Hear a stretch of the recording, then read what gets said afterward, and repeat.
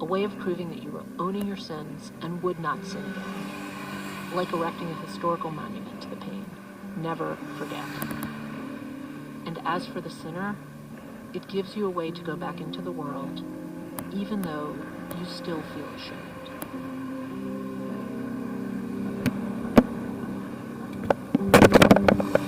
Fuck off! A year and a half after the call-out, a lot has changed.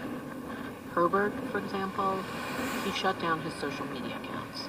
He doesn't regret setting off the call-out, but he feels like inflicting pain in the way that he did, the power of it. It's like...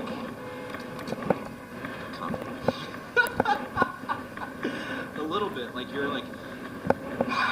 and then you're also getting that like feedback. That's what I was getting at. I fed into it really hard. I don't like that.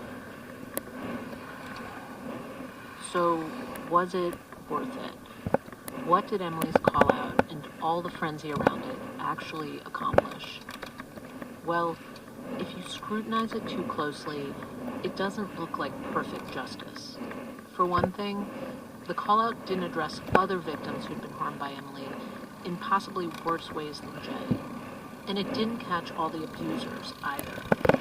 Emily was one of many, almost all men, who harassed girls in all sorts of horrible ways back then.